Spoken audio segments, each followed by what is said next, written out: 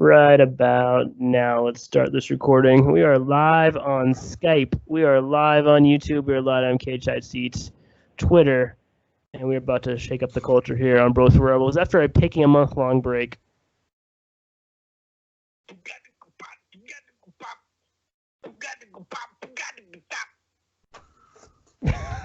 That is the producer, and that is CM Punk theme music. And who else is on this podcast? You know your host. His name's Theron. He's in Texas. Live from the North Dallas suburbs, it's the Bros Before Elbows Pro Wrestling Podcast, minus the producer. Shout out the producer. What's going on, man? How's it going? How you feeling? Man, we've been gone a while. We've missed a lot, and I think we had to come back just in honor of CM Punk, man, because we've been teasing the CM Punk comeback since 2012, I think. So is that when yeah, man. I think it was a really long time ago, man. It was like I think it was episode 4 or episode 5 of our show when CM Punk left. When did the show start? 2014?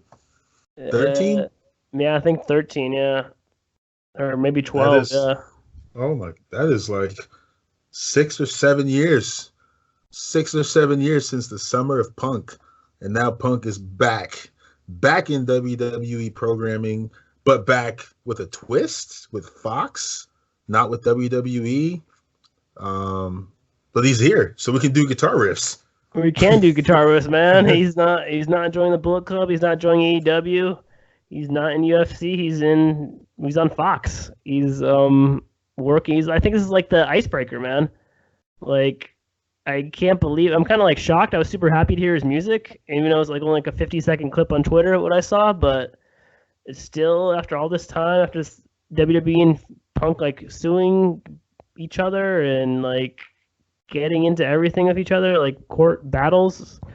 I'm kind of happy they're together again. It's weird. I didn't know how to feel, but I didn't know how to feel until I felt it. If that didn't make any sense. It makes perfect sense, Cotton. You see. Shout out Dodgeball, a true American underdog story. Anyway, CM Punk's the true American underdog story, man. He gets a staph infection. He gets booted. He loses twice horribly in the UFC, and somehow he lands on his feet. Let's not forget he got fired on his honeymoon. That's where so I mean that's like an ultimate kick in the face, or the stomach, any area region. But yeah, I'm happy he's back. Like, I know he's not wrestling yet, but the internet's going crazy with like, oh, he should wrestle, so on and so forth. I'm like, I think he's just a color commentator. But let me remind you that before he went on his magical run that was ended in shame and infamy, similar to Kofi Kingston's magical run that ended in shame and infamy, it was a lot shorter. Wow. He came back as a commentator when he was a commentator for a small time frame, and that's when I got behind CM Punk, was for his vocabulary. And then he starts dropping pipe bombs, and then the summer of Punk happens. And at a time like this, WWE's ready to pull out all the stops. AEW's on their heels, so like they got to do whatever they can do. But I don't think that. I guess they have made an agreement with Fox. Yeah, right? I think he's getting it like when he gets his paycheck every 2 weeks, it says Fox on it. But man, you know, Fox and WWE are like working like hand in hand. I mean, it's not like, yeah, I don't know if it's like that separate compared to like the NFL or like MLB. Like, you know, Joe Buck or whatever gets paid from Fox to cover all the games or whatever. But I feel like, man, this is like a close working relationship between Fox and WWE. So I feel like it's gonna be sooner than later that Punk's gotta be like showing up on SmackDown or Raw or something like that. I think this is like the first step. This is like the baby step. This is the icebreaker. And it's like a gateway to Punk possibly wrestling again, which is just insane to me. Because you remember that podcast, Thanksgiving, Art of Wrestling, Colt Cabana? Yeah. Punk, where he just buried the company for 2 hours and then he gets sued for it, for liability against the WWE's doctor. I mean, man, and he got fired. It seemed like he really hated Triple H and working for Vince McMahon, but I guess time heals all wounds, or money heals all. Yeah.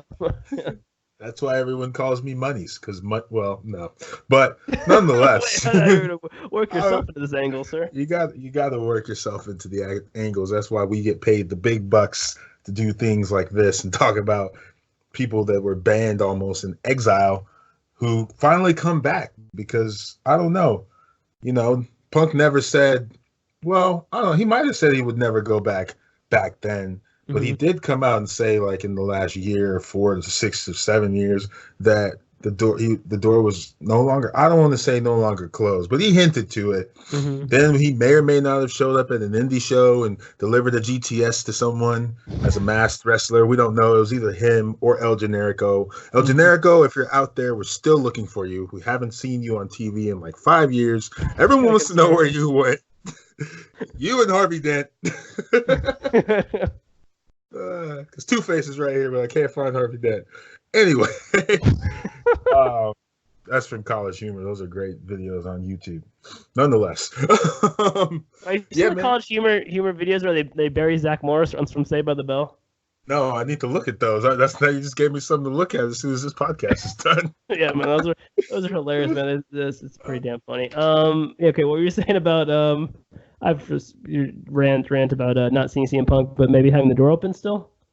Yeah, I was just saying that he said that I feel like he once came out and said the door was still open, or Triple H said like, I didn't know he didn't like me, even though he did know he didn't like him, but they were open to it maybe somewhere down the line. And I know Vince McMahon has always been open to it. He made it a relationship with Bret Hart, That was like when Brick killed a guy. It's the same thing. So, like, it was a damn trident through the heart. And don't forget about the Ultimate Warrior, man. Ultimate Warrior went on some crazy rants, like going in his basement and ranting about WWE and some other things that we cannot speak of on this podcast. But he was just insane, man. And then like they welcome him back, they put him in a video game, and everything's happy-go-lucky, inducted him in the Hall of Fame. Yeah, and yeah, man. Unfortunately, passes away shortly after that. But like the very next night. Never okay, mind. yeah, that was. There was a video of him. There's a video of him on R.I.P. Ultimate Warrior or Warrior, I think was his name. There's a video of him. He did of him on YouTube. I don't know why or how I found this, but it's just like something about Warrior saying you can't, and he's like coaching these little kids. It's like 4 kids. They could be his kids. It looks like it's being taped somewhere in East Mesa or Phoenix or Scottsdale. I don't know. Did he live in Arizona? I feel like he did. Anyway, he did. Yeah, man. I think you're right. The kid's like, I can't. He just like starts going off. He's like, don't tell me. Never mind. I can't say it on this podcast. This is a G-rated show, but you get the idea. This is the same type of energy and outburst. Like CM Punk comes back. He's like something culture, blah, blah, blah. Boom. Pipe bombs everywhere. That was a pipe bomb within the pipe bomb. So now you got CM Punk back talking about WWE. He's not even signed to them. He signed to Fox, so he can say whatever he wants, right? Mm-hmm. I don't know, man. Like, is he going to say, like, Rusev Lana sucks? Like, this is a dumb storyline? Is he going to say, like, Shorty G's a dumb name for... Like, what is he going to... I guess that's why they want everyone to tune in next week on Tuesday night on a show I barely ever watched or didn't even watch at all. WWE Backstage, so... Yeah, I guess I'll tape it now. Yeah, right? And then Rusev, he thinks that storyline's hot. He thinks it's the best storyline going in WWE right now. And Shorty G is awful. That's an awful name. They've changed the whole character. He wears I don't even know what he wears. It looks like a 1987 Fresh Prince of Bel-Air, a Bel-Air Academy basketball outfit. I don't get it. It's weird. How are you going from being American Outfit to that? I just don't know. I don't know. The thing I don't get about that is he already had a built-in catchphrase, Ready, Willing, and Gable, and they just it was chanting that in NXT, man. They could have put that on shirts, and then they just throw it all away for Shorty G. Like, what? I mean, Vince McMahon's just totally off. But then again, he somehow made amends with CM Punk, so I guess you can't be all that mad at Vinnie Mac. I guess I can't be that mad at you, Vincent Kennedy McMahon, who brought back the man that we said would never come back to your quarters or your chambers. It's great. It's awesome. I can't wait to see what they do with it. They could do so many things. They could do nothing. Maybe AJ could come back. I don't know. Who knows? Oh, people were saying that, man. Like, now that CM Punk's back, maybe AJ Lee will come back, man, which would be awesome, too. Mm-hmm. Yeah, Gumble and Gumble. If hypothetically speaking, down the road, someone from NXT, someone from Raw, someone from SmackDown, who do you think CM Punk's first feud would be with? Does he wrestle on WrestleMania 36? Is that too soon, or does it let it simmer for a year? Seth Rollins. Why? Because everyone hates Seth Rollins. That's why. No, I would let it feud, but he's got to be the main event. I think he wants to be the main event. You got to let him main event it, right? Can he really? He didn't main event it when he was the champion for all those years, man. He didn't main event it after the Summer of Punk. That's not his fault. That's true. That was WWE doing stupid stuff with Alberto, Rio, Kevin Nash, Triple H. That is what happened in that summer. That all happened in that same summer. That was so bad, man. That would brought. I mean, I think the pipe bomb brought a lot of people back to pro wrestling, me included. Just seeing that and thinking it was like a work or a shoot or whatever, man, and seeing like, wow, who is this Punk guy? And he's a cool character, man. Yeah, maybe. So who do you think he should face first? What do you think his first feud would be? Seth Rollins already called him out. So did, well, I guess the Fiend Bray Wyatt or one of Bray Wyatt's versions of Bray Wyatt, and someone else. I don't remember who the third person was. Ricochet, I think. Ricochet. Ricochet okay. Definitely does not have a chance. I don't. I'm no disrespect to Ricochet.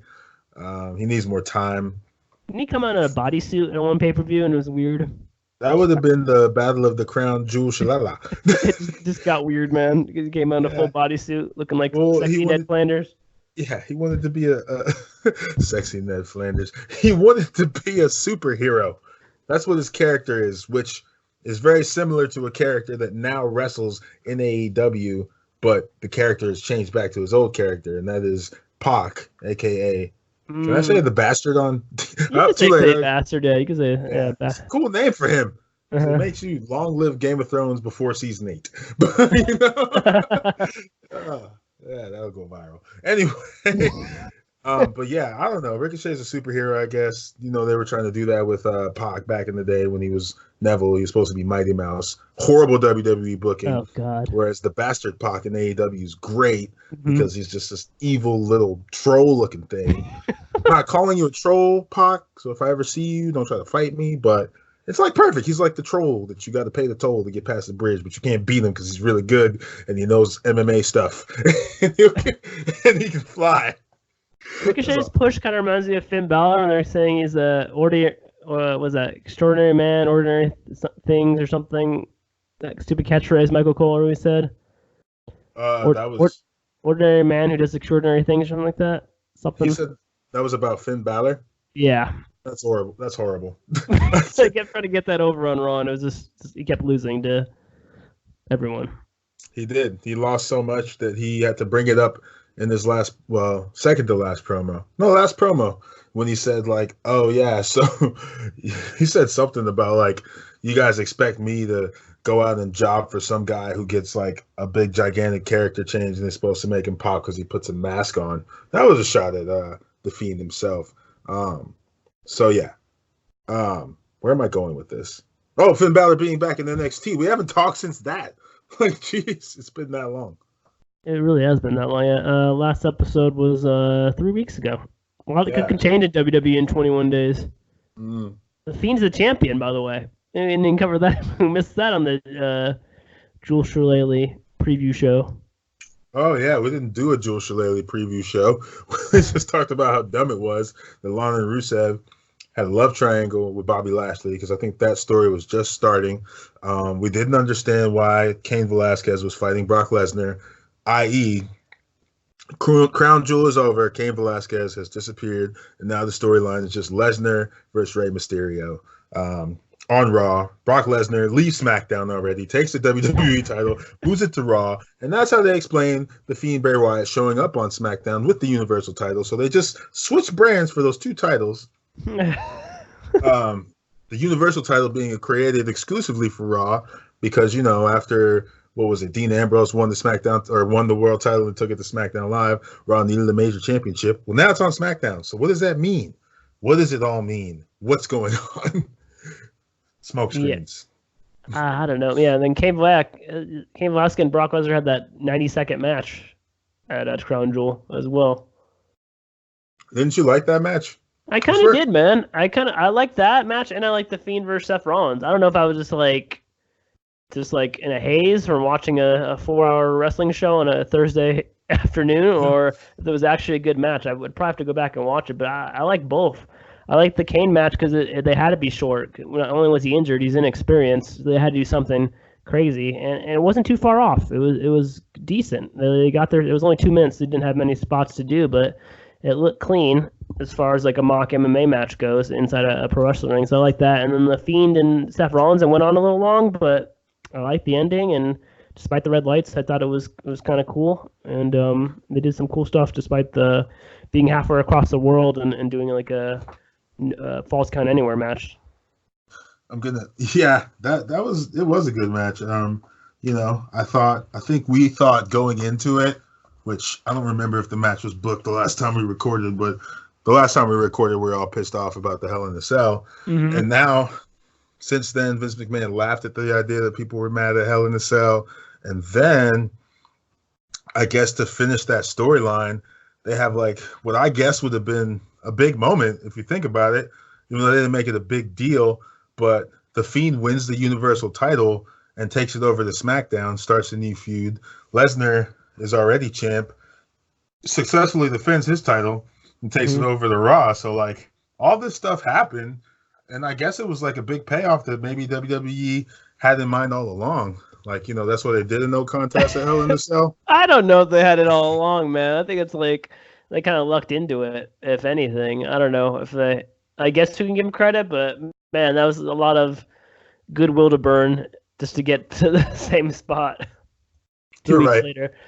But yeah, I guess I like the outcome. Fiend's a champion, so I guess we can't complain too much. And he's feuding with Daniel Bryan, who's like, I don't know if he's a face or a yes man or a tweener. I'm not really sure where his character is. I don't know if he's like. Yeah, he's kind of in between. He's like, he's definitely in between. I think you described it perfect. He's a tweener, and I think that's kind of perfect for Bray Wyatt right now because people want to cheer the Fiend. Even in Saudi Arabia, they were cheering the Fiend over Seth Rollins. I don't know if that says more about the Fiend or more about Seth Rollins, but I thought that was kind of interesting. I don't know if you saw, they said Seth Rollins' segment on Raw, they claim that the producers went and edited it in post because it was not recorded live. Yeah, it was in London. Don't tell AEW this. It's like that time that WWE was ratted out by WCW about Mankind. But they said they had to edit. They said they had to edit out this segment because like the fans were booing him on Monday. And I watched the segment. You could kind of hear them, like you could hear it drowned out. So like they edited to the fans that were cheering. And it was like not as many. It wasn't as loud as it used to be. I don't know what happened to Seth Rollins. Like everyone used to like him. What? As I was going to talk about, remember like a year ago, he was like the IC champion. He was doing like open challenges and stuff, like Dolph Ziggler, and having great feuds with, had a good match at WrestleMania with The Miz and Finn Balor. I mean, he was all over the place, man. He was Monday Night Rollins, man. That was actually a cool thing. They booed that in London. He said it, and they just kind of, I guess they must have booed it enough for WWE to edit it out. But I remember Monday Night Rollins. I was high on Rollins back then. I was like, you watch, you wait. You guys were like, I don't know. You guys didn't really dislike him. But at the time, everyone hated Roman Reigns. Well, no, because by then, I don't know. It's almost like the whole Shield and all the guys have gone their own way now. And like they're not, well, Seth is still at the top of the card, but it feels like Roman's kind of like in the middle. He just lost to Baron Corbin on SmackDown Live. So I guess it's cool that the guard is changing, or maybe people are just over Seth Rollins, I don't know. Maybe he's better as a heel. Maybe he should just go back to that heel push. Is John Moxley the most popular member of the Shield right now? Yeah. That's crazy, man. Him and Kenny Omega just tried to kill each other on pay-per-view, so he's already out back. He was already out making new challenge. He was already got a new challenger. He's challenging Darby Allin. Or Darby Allin's challenging him or whatever. Yeah. But right back into the fire, man. And then, like I said, Roman took an L to King Corbin. I told you Corbin was hot in the streets. That's crazy, man. Now the Survivor Series team is Roman Reigns, Mustafa Ali, Braun Strowman, King Corbin, and Shorty G for SmackDown. Wait, did you say King Corbin and Roman Reigns will work together? I don't see how that could blow up in SmackDown. Wait, did you say Shorty G is on this team? I have no idea how he got that fifth and final spot, man. I don't know if I didn't watch SmackDown on Friday or I didn't see it all, but No, there was no. He wasn't even. I don't even remember seeing him on TV. I watched. So it's Ali, Shorty G, King Corbin, Roman Reigns, and who else? Braun Strowman. Huh. Versus Team Raw. Isn't there and versus Team NXT or no? Yeah, there's a Team NXT, but I haven't announced anyone yet, so I don't know who's going to be. Not Johnny Gargano. He's hurt. He's injured. Yeah. I don't know about Velveteen. He's hurt too. Yeah. I don't know. I think because they're having the War Games the night before, so it's gonna people got to pull double duty. Really? So they're gonna do a War Games, and then they're gonna go right back out and represent their brand. Sure. They're gonna get buried. They're gonna get buried. It's not. They just went over on. They've been going over for like 2 weeks straight. What do you think of that story? NXT rating SmackDown, rating Raw, the Bullet Club, the OC rating, NXT, Adam Cole, baby, all that stuff, Finn Balor, the whole thing.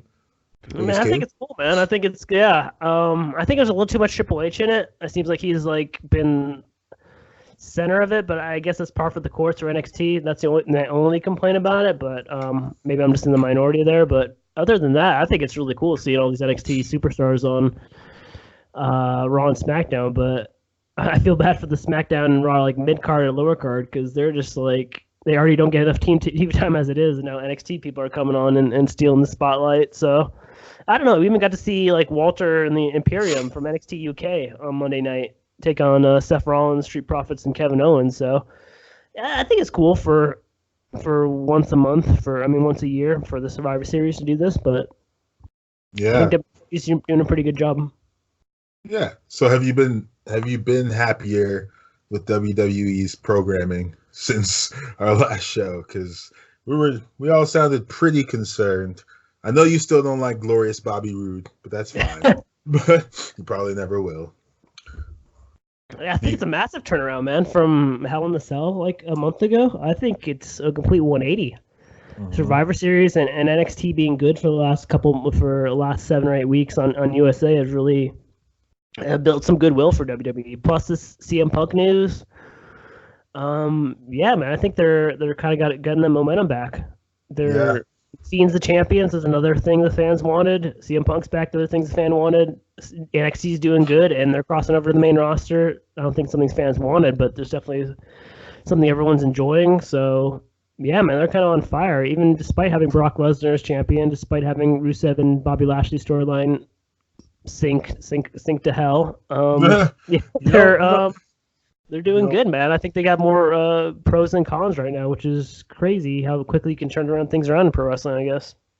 You don't like the hottest storyline out of WWE, the Rusev, Lana, Bobby Lashley, Love Bukkake triangle? I feel bad for Rusev, man. I just think, man, this is like how they're presenting him as a face. Like, I'm happy for Rusev. He's finally a face, man. Like, they had the Rusev's Day thing going so hot last year. And they completely fumbled away with that Aiden English breakup and whatever the hell they were doing with that, and then turn him right back into a heel, which was a bad call. But he's finally a face, and this is how they're treating him, man. Like, oh man, I feel like they're just blowing it again with Rusev, which I think he has huge potential as a face, and they're just a stupid like ECW Attitude Era storyline, which. I don't know. A lot of people miss the Attitude Era, but there was a lot of dumb crap in the Attitude Era that like got covered up by The Rock, Austin, Undertaker, Mankind, Triple H, DX being so good. A lot of the undercard stuff that was dumb got covered up by just having so much talent on the top of the card. Yeah, we'll never get another Attitude Era. Never. Yeah, but is this Heyman's doing or is it Vince McMahon's doing? What does this feel like? I don't know. It feels more like Heyman to me. That's got to be a Heyman play, right? Like, it's definitely Paul Heyman. I mean, that doesn't scream Vince. I know Vince McMahon likes shock. Mm-hmm. I know Vince McMahon has been trying to bring the company back to an edgier side, just to boost ratings or whatever's going on. They want to get the teen audience engaged, but I don't think teens are interested in. What's it called? Pregnancies that were fake, and love triangles, but I don't know. They gave Lana a microphone for what felt like, I don't know, 15 minutes. I don't think it was that long. It It was a felt like long 15 minutes. time. Yeah. And she's just like going on, explaining everything. And then like she's like, "Oh, I'm pregnant. You put a monster in me." And then, that just all comes down to like, no, it's a joke. So I guess you're giving Rusev exposure. Bobby Lashley, I don't think he needs exposure. He's awful by himself, but he's by himself. Well, he's kind of with Lana, I guess. Yeah, I guess Lana's kind of taking the place of Leo Rush. Yeah, so I don't know. I don't think the story. I don't think it's. I think it's awful, but it's so awful that I'll watch it. Yeah, if that even makes sense. It does to kind of see. You want to see what if they can turn the ship around or crash the ship into more rocks, and they keep crashing into rocks over and over again, and getting a new ship, and then immediately crashing that into more rocks. So I don't know, man. I kind of want to end it, but yeah, I can see why some people want to see more, just to see like, can WWE really like dig themselves out of this hole? They keep digging up. Will that help? Yeah, seriously. I mean, they're taking it. I wouldn't even say a shot in the dark, because we've seen these. Like, there was a time way back when Nitro first came out, before the NWO was there, that Miss Elizabeth was in a storyline with Macho Man and Ric Flair, where she like left Mach for Ric Flair. But that storyline was way cooler. Like, they did that in WCW, or they did that in WWE before WrestleMania 8? They might have done. They did it in WCW, and they may have done it in WWE, or tried to do it in WWE, but they definitely did it in WCW. Oh wow! Yeah, I remember, because it was like the Horsemen had reformed. That would have been the Mongo McMichael Horseman. Gosh. Worst horseman ever. Worst of all the horsemen ever. Worst announcer ever, man. He's an announcer too on WCW. He was horrible. Yeah, I try not to think about that. He won a Super Bowl, and he did the Super Bowl shuffle. That's all I can give him credit. Let's give him credit for that. It's true. Respect. But yeah, same type of story, but just, I don't know. I'm just like, whatever, I guess, if you need a segment. But I don't know. If it was someone cooler than Lashley, then I'd be into it. How about that? I guess so, man. I guess how you feel about Bobby Lashley, how I feel about Bobby Roode. Oh yeah, exactly. Just really never get into him, man. I don't know. Yeah. Can they save Bobby Lashley? We were talking about saving Rusev. Is Bobby Lashley a lost cause already? I would say so. I mean, he was just good on Impact. He was like really good there. He had like a better mic presence, and storylines were cooler. But now it's, I don't know. I just don't get into big guys that have voices that are really high pitched. It just doesn't make sense to me. Oh, Mike Tyson. No, he scares me. That's different. He's like the Joker or something. Bobby Lashley is just like Bobby Lashley. I don't know. There's just no fear. And then he did the thing at WrestleMania with the freaking like contacts, and I was like, what is this? Did he face at WrestleMania? Didn't he lose at WrestleMania to someone? Did he fight the monster among men? No. Oh, did he fight Demon Finn Balor? He might have fought Finn Balor. It might have been the Demon Finn Balor. Yeah, it was like kind of a waste of a match, yeah. Yep, that's WWE for you, wasted matches. What do you think of AEW right now? They got a lot going on, man. Their weekly shows are good. The last time we talked, we haven't talked since Cody Rhodes put his freaking fist through a window. Oh my gosh, that's a long time ago. Yeah, to the Inner Circle. That happened, and then like the next, I want to say by then the Inner Circle was the whole crew. Like Santana and Ortiz were in it, and then other stuff happened since then, and it's been kind of back and forth. I want to say the Inner Circle very I don't want to say it's, do you think it's very WCWE or nah? Because they had like a segment where they slammed Dustin Rhodes' hand in the door. They did that. There was also on AEW Dark where Shawn Spears went at was it Janela? Might have been Joey Janela with the pliers and like clamped his tongue down. Yeah. Racy, edgy, MA. Do you like it? Do you dislike it? I like it, man. I like it. It's different. I still, even a month into it, I still like it because it's different. They present everything differently. They do like their intros differently. They do their video packages differently. It's just all different from WWE, which even when it's NXT, they do stuff better in NXT with like music and stuff, but it's still WWE style. So they can only go so far before they kind of bump their heads and become a WWE kind of style product. So I just like AEW just it's an alternative because it's different. But yeah, I'm digging it. I didn't see the pay per view because it was a pay per view, man. Because like not only was it Saturday night college football, and plus it was a Saturday night, so people are going out anyway, and then plus Saturday night college football in the fall, so people had two excuses not to watch it.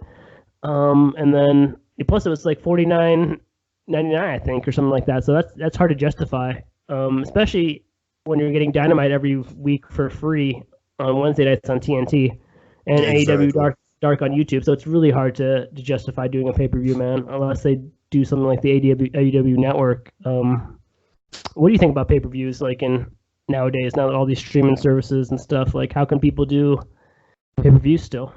I can't justify paying for them. Yeah. Like I haven't paid for a pay-per-view in forever because I just paid $9.99 and get everything on WWE. As far as AEW, I think you could have done was it through Bleacher Report? I think that's where I got an alert. Yeah. I was like, but I'm not going to pay $50. Who pays $50? Who? No slight to them because it was a great show, but it's like if I just go through my Instagram thread, I can see all the coolest stuff that happened. So boom, there's that because the Rock and Roll Express was there. Didn't know they were still wrestling, but they showed up, wrecked some shop. Obviously Moxley versus Omega was great. There was a barbed wire bed that was used. There was there was some just gross spots in that match, but they're all on social media. So I guess in the sense of pay-per-view, it's dead, but I'm sure there's people that paid because, they'll pay that much. There's super marks out there. I don't know if you're on any of our discussion threads, but we got some Markies out there, man. They are that Facebook group you and Anthony are on. Oh man, there's people like, this is not a shot at them because I don't want to get kicked out. But there's people that like live tweet, which we all do this, but they like watch the show. They have like live discussion boards about AEW Dynamite or Raw or Smack. They're like, we're not getting a lot of feedback about Raw, SmackDown, and NXT. Like, can we get some feedback? Like, so there's fans out there that I feel like would pay for that pay-per-view. I could do it if it was like a party, man. If we had like 4 or 5 guys and they're like, maybe they bring a friend or whatever, and it's like hanging out or whatever, and then everyone chips in like $5 or $10, and that'd be cool. But yeah, other than that, and I don't think they're playing at bars or anything. Like it's like a MMA or a boxing pay-per-view, so that's kind of tough too. Yeah. The build is cool though, and their sidebars and being the Elite's great. They totally trolled WWE for having some sort of travel problems, which I don't really know if that's news. I don't think it's that important. But I just thought it was funny that some of the wrestlers had problems going from Saudi Arabia all the way back to Buffalo, New York in time for a SmackDown Live. But I mean, what do you expect? They're like all the way in the Middle East and they got to go back.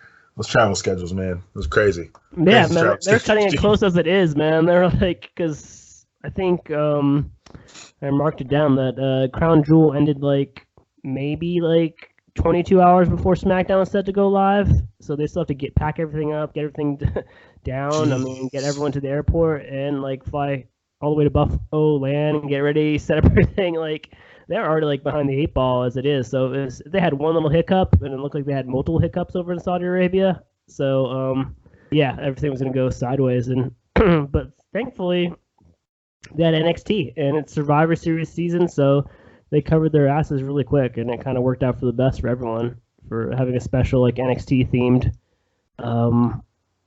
SmackDown that Friday because the Crown Jewel was on Thursday, and plus also women aren't really allowed in Saudi Arabia or not really like promoted like that, so that kind of played to their advantage too. So most of the women's roster except for Lacey Evans and Natalya was already in Buffalo, so that kind of played to WWE's advantage too. So despite like stubbing their toe, they stubbed their toe and then found a $5 bill on the floor when they stubbed it. So like I don't know, they turned chicken stuff into chicken salad or whatever. Yes, sir. Well, there you go. WWE does it again. Again. Yeah. Shout out to Les Challenge and Les Champions, Chris Jericho.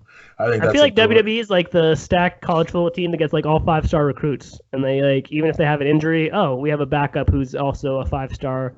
Yeah, who's been redshirting for 2 years and is hitting the weight room and studying the playbook for 2 years. So we'll just throw him out there, and it's cool, man. He's not like Arizona State or I don't know, the team in Texas, TCU or something like that. Oh, TCU. Remember when they had Andy Dalton and they were good once? that was so long ago. They won a Fiesta Bowl, I think, man. They did. I was at that game. If I'm not, I was there. You went to a Fiesta Bowl at TCU? I went to a Fiesta Bowl. Oh, I remember that was with. My bad. Yeah. Yeah. No, it was fun. Anyway. Let's watch a national championship game featuring Cam Newton versus the Oregon Ducks. Cam Newton will end up with the Bears. I'm just kidding. I don't know. Oh, you forgot you're not in Cam Newton country anymore. You're in Cowboys country. Yeah, but all my Newton fans that are listening at home, you guys are scapegoating them. You're blacklisting them out there.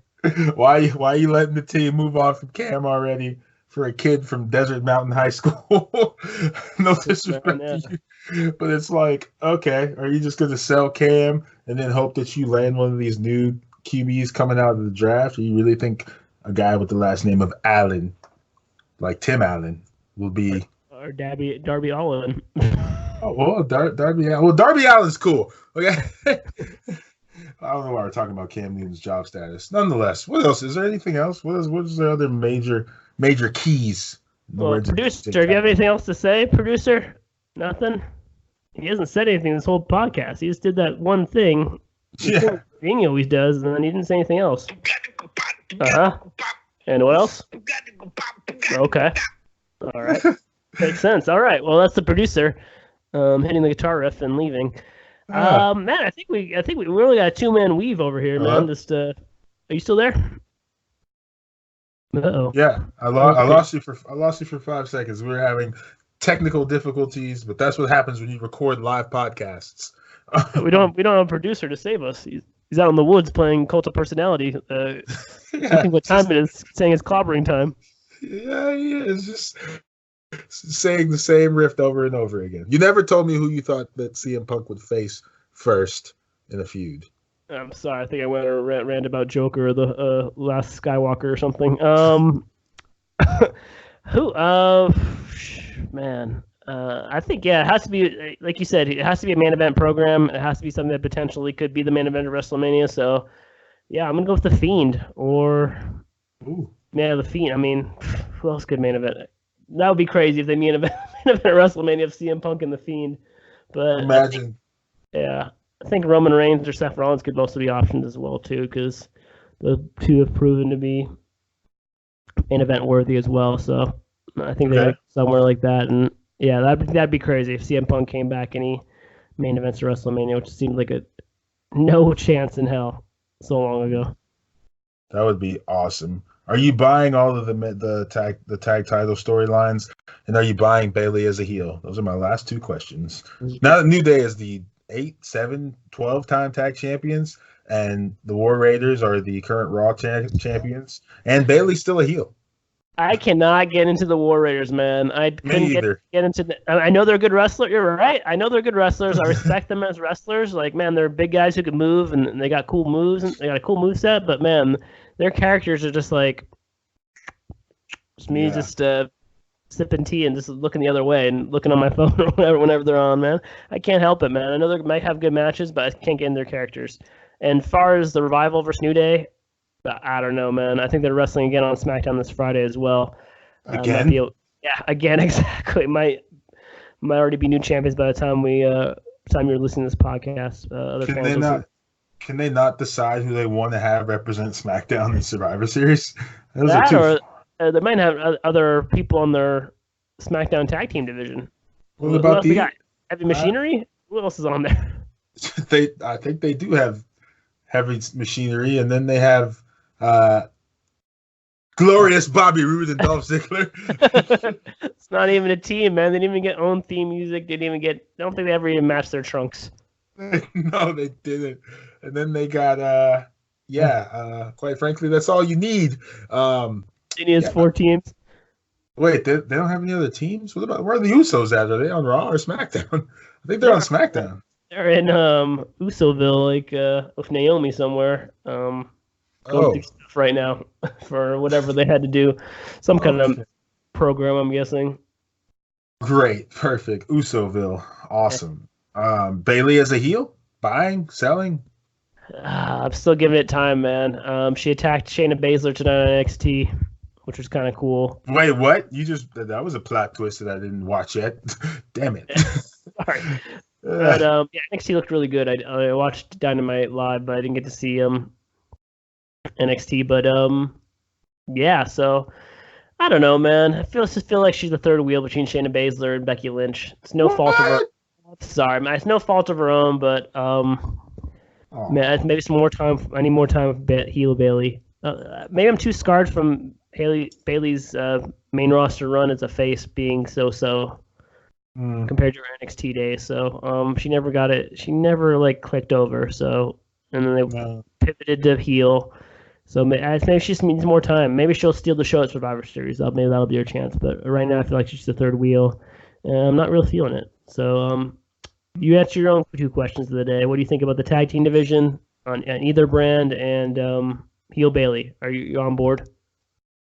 The War Raiders are like a 1996, no, like 93 WWF tag team. That's what I get when I look at them. They're good wrestlers. They do good moves, but they have way too many squash matches, which I don't understand the whole doing the jobber thing in 2019. It's awful, but whatever. That's where Braun Strowman started because he was like the first one to do squash matches. That gave us that one. What was that little dude's name? He's gone now. He's from Baltimore. He was with Carmella for a while. Oh my gosh, the man with the chin. Yeah, the Chin Wonder. Anyway. Oh my God, James Ellsworth. Yeah, James Ellsworth. Shout out to James Ellsworth, man. Sorry, dude. Totally forgot about you. Give the Chin a chance. But the War Raiders, I don't know if it's just because they changed their name, because then they used to be War Machine when they first were coming up in ROH. I don't know. I think it's just the name. And then the Viking experience, and it's like, I'm not afraid of you. I'm not buying this. You know, I know one of you's married to Sarah Logan. I don't know. I don't know. And then as far as what does that have to do with anything? I have no idea. It's just a shameless cheap shot right there in the dark. I think AOP will take the titles from the War Raiders by, I don't know, maybe Royal Rumble. They'll probably finally make an on-screen debut since they've been doing these vignettes. As far as SmackDown, I guess we're just going to forget that Kofi Kingston was the WWE champion for 6 months. We're just going to put him back in the tag team like nothing ever happened. Give him some pancakes back, put him back in his trousers. Oh, geez, Xavier Woods gets a nasty knee injury or Achilles tear or whatever. So we'll give you guys a tag team title run for the 7th time in a row. Yeah. As far as Bailey as a heel, I mean, we called for this. I swear it was like 2 or 3 years ago. I think I was this was like 2 living spaces ago. I promise. I was in like my old setup in my room, which was the downstairs room, the big room back in the day. Yep. Anyway, and I said like turn Bailey heel. It was probably around the time we said Bray Wyatt should stop speaking, and they kind of have listened because Bailey's now a heel, and I mean Bray Wyatt still speaks, but the Fiend doesn't speak at all. He just kills you. So kudos to that. And Bailey. Yeah. Next week, man, I think we got one more episode before Survivor Series, actually. We should definitely come together to do the picks for Survivor Series. Yeah, man, it's the Big 4 pay-per-view, so we got to get on that. Oh, what are you going to say? It's a Big 4, so is this the start of the road to WrestleMania, or is it post-Survivor Series is the start of the road to WrestleMania? We're already back on the road to WrestleMania. I just wanted to point that out. Excuse me when I have to go throw up in this trash can. As you know, you just pass times, the sands of times continue to move, and we all get older. Yeah, it's already 2020 almost. gosh, I remember when it was 2001. So young, so 2001. Oh my god. so young, so vibrant. There was no Skype. There was just regular cell phones with Snake and. I think we even had a. You even have a cell phone yet in 2001? Well, yeah, I think we did. Yeah, nope, probably. Nope, I didn't get my cell phone until Christmas of. I guess the very end. Christmas of 2001. Oh my gosh. Merry Christmas, man.